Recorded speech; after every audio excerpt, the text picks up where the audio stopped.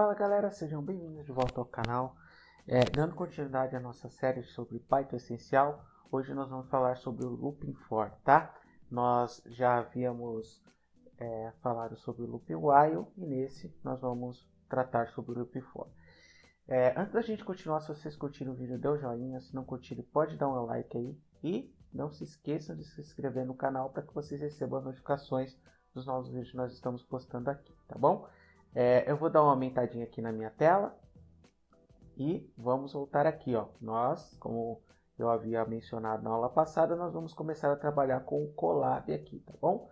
Então eu criei aqui um novo texto chamado Looping, certo? Como é que eu fiz isso? Dei um clique aqui no Python Essencial e coloquei aqui, ó, texto, e aí defini ali coloquei ali como Looping For, tá? Colocando esse sinal aqui, Looping For. Foi isso que eu fiz lá, tá bom? Deixa eu deletar isso aqui. Beleza. Aí estamos aqui. Tá. O que seria o Looping For, né? O for, ele vai executar uma tarefa até o ponto de parada dele, certo? Então, em qualquer linguagem de programação, vocês vão ver principalmente no C e no Java, vocês vão ver um cenário assim pro for. For i igual a 1, ponto e vírgula, aí tipo, aí você pega a variável i menor que 10, ponto e vírgula, i mais, certo? Aí aqui ele abre e fecha chaves, aí aqui dentro você coloca lá o que você quer repetir. Então aqui você coloca um print ln, se fosse no Java, ou um printf se fosse no C, e aí faria a impressão lá do que vocês quiserem, certo? Aqui no Python é um pouquinho diferente. Ele trabalha assim. Deixa eu dar um Ctrl Z aqui, Ctrl ponto e vírgula, isso. Ctrl ponto e vírgula e comenta aqui. Então, o que você tem aqui, né? Você vai ter um cenário assim, aqui no Python. Um for, certo? Aí eu vou ter o meu item, certo? Aqui é o nome do item que você vai dar em intervalo, certo? Intervalo. Isso daqui é o equivalente àquele for que vocês estão vendo ali em cima, certo? E como é que eu trabalho com isso daqui? Vamos supor que eu quero imprimir 10 vezes o meu nome, igual eu fiz lá com o looping, com o looping while. Então, como é que eu faço isso? Então, coloca aqui for. Aí eu vou chamar isso aqui de item in range, certo? E aqui eu coloco o range de 1 até 10. Beleza? Até 10 aqui. E aí eu dou 2 pontos e dou um print e coloco aqui o meu nome, certo? Aí eu dou um Shift Enter, tá aqui, ó, impresso 2 vezes, 10 vezes. Se eu quiser ver quantas vezes ele está sendo impresso aqui, querendo ver os itens, é só fazer isso aqui, ó, dá um vírgula, item aqui, porque o item ali ele está armazenando cada um dos valores do meu intervalo ali. Então se eu der um Shift Enter aqui, ó, tá vendo? Outro exemplo desse cara, vamos definir aqui, ó, uma variável chamada nome e vamos escrever aqui, ó, um texto nela. Escrever o meu nome inteiro, certo? Meu nome inteiro. E aí eu vou fazer o seguinte, for, aí eu vou colocar aqui nome, vou chamar de nome auxiliar, in nome, o que eu quero que ele faça? Eu quero que ele dê um print, certo? No meu nome auxiliar. Quando eu faço isso daqui, ó, o que ele vai fazer? Ele vai imprimir cada uma das letrazinhas que eu tenho aqui dentro da minha string, certo? Olha o que ele faz aqui, ó. Viram? Vamos ver outro exemplo? Então vou pegar aqui, ó, vamos colocar aqui, ó, vamos criar uma lista, vamos chamar ela de lista 1. Essa lista 1 vai ser igual, vamos colocar aqui, ó, alguns nomes. Um exemplo. Fernando, Diego, Rafael, André, e vou dar um Enter aqui, aí vou fazer, ó, for in, for, aí vou chamar aqui, ó, item, vou chamar de item, tá? O nome que vocês vão colocar aqui pode ser qualquer um, vocês escolhem. In, aí eu coloco aqui in, lista 1, certo? 2 pontos aqui, eu quero que ele me dê um print aqui no meu item, certo? Aí se eu dou um Shift Enter aqui, ele imprimiu lá, ó, cada item da minha lista. Beleza, pessoal? E aqui dentro eu posso ter um if para condicionar isso daqui, para pegar cada um dos itens. Se o item for igual a Fernando, escreva outra coisa, entendeu? Eu posso fazer isso também. Ou seja, dentro do meu looping for, eu posso ter um outro tipo de looping. Eu posso ter outro looping, eu posso ter um comando condicional, enfim, aí fica a meu critério. Vamos ver outro exemplo? Agora vamos ver um exemplo usando o dicionário. Então vamos colocar aqui, ó, vamos criar uma variável chamada dict1, certo? Ou dic, vou chamar só de dic. Aí aqui, ó, vou criar um dicionário. Nesse dicionário, eu vou colocar aqui, ó, nome, certo? Vou escrever aqui o meu primeiro nome. Vou colocar aqui idade. Eu vou colocar aqui 2 pontos a idade. E aí vou criar aqui, ó, deixa só esses dois, só para exemplificar para vocês como é que isso funciona.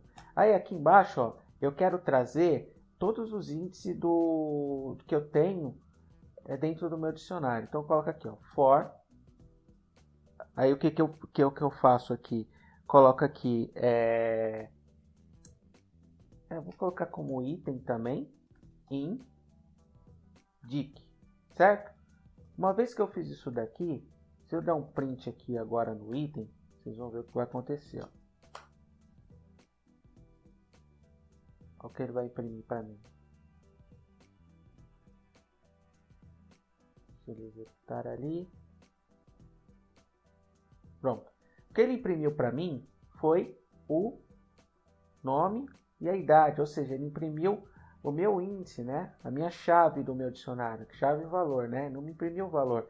Mas se eu quiser pegar o valor, então eu faço assim, ó, eu pego o meu dicionário, certo? No meu item, certo? Então para cada um dos itens ele vai trazer o valor ali, ó. Então se eu der um Shift Enter aqui, ó, tá vendo? O que eu tenho ali agora, eu tenho só os valores do meu dicionário. Se eu porventura adicionar mais alguma coisa dentro desse dicionário, um exemplo, endereço, que seja endereço, certo? Coloca aqui endereço chamado teste, um exemplo. Se eu executo aqui novamente, eu tenho lá, ó, teste, tá vendo?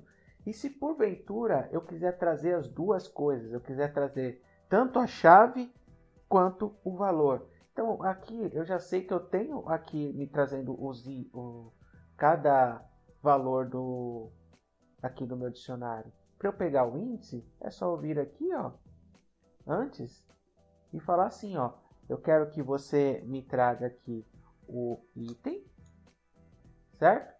O item vai ser, e concateno aqui, né, com o valor. Então, vou dar um mais aqui, certo?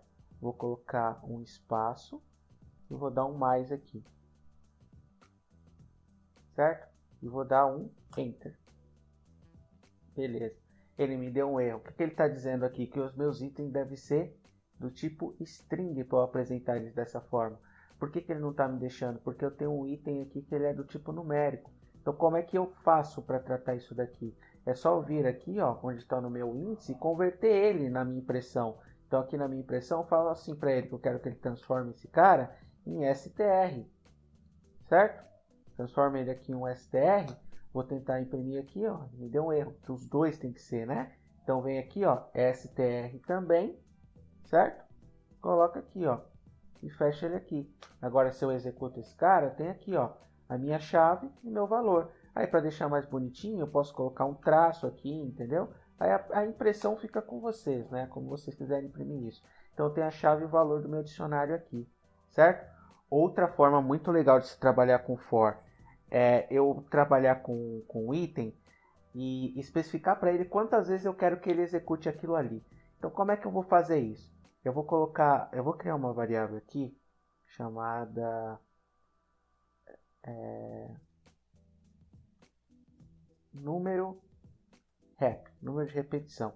Esse número de repetição aqui, ele vai receber um int. Aqui, ó, entra um outro ponto importante. Quando eu especifico esse int, quer dizer que qualquer valor que entra aqui que seja diferente de um valor inteiro, ele não vai aceitar, tá bom? Ele vai me apresentar um erro. Então, vou dar um input aqui, certo? Nesse input aqui, ó, eu vou dizer para ele quantidade de repetição, certo? Quantidade de repetição. Aí, o que eu vou fazer agora? Eu vou somar esses valores, né? Então, vou digitar uma variável soma aqui que vai ser, a princípio, igual a 0, certo? Então, ele vai repetir os valores e conforme eu vou digitando os valores, ele vai somar esse cara para mim no final. E como é que isso vai funcionar? Vou colocar um for aqui, certo? E vou colocar aqui, ó, número. Vou chamar isso de número, beleza? In. Aí eu vou desenhar um range aqui, certo? Só que esse range agora, o que ele vai ter? Ele vai ter que receber ali a minha quantidade de repetição mais 1. Então, assim, eu vou começar na primeira posição, certo? E agora, ele vai ter que cada vez pegar aquela quantidade de repetição e andar uma a uma, certo? E como é que eu faço isso? Eu vou falar para ele que aqui no meu range, eu quero que ele pegue o meu número de repetição mais 1, certo? E aí, o que eu faço aqui? Eu vou pegar o meu número, certo? Aqui o meu número. Ele vai ser igual a int. Vou definir aqui um inteiro novamente. Vou dar um input nesse cara. E aqui nesse input, eu vou mostrar os dados que ele vai que ele vai apresentar, tá? Então assim, lá em cima eu vou mostrar para ele, vou falar para ele aqui, ó, quantas vezes eu quero que ele repita esses dados para mim. Então digamos que seja lá 10 vezes.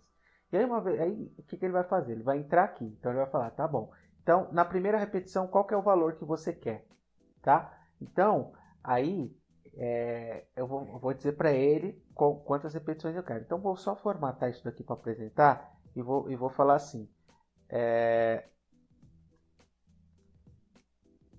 Digite a repetição. E aí tem uma outra forma que eu uso para poder apresentar os dados aqui dentro do Python, que é assim. Quando eu defino essas chaves, quer dizer que eu consigo colocar uma variável aqui dentro, tá? Isso é uma forma de você escrever uma variável iterando junto com o texto que você tem, tá bom? Então aqui eu vou colocar a minha variável número, certo? E aqui eu vou colocar a minha variável que é a minha número de repetição, beleza? Rep, beleza? Que é aquela minha variável lá em cima.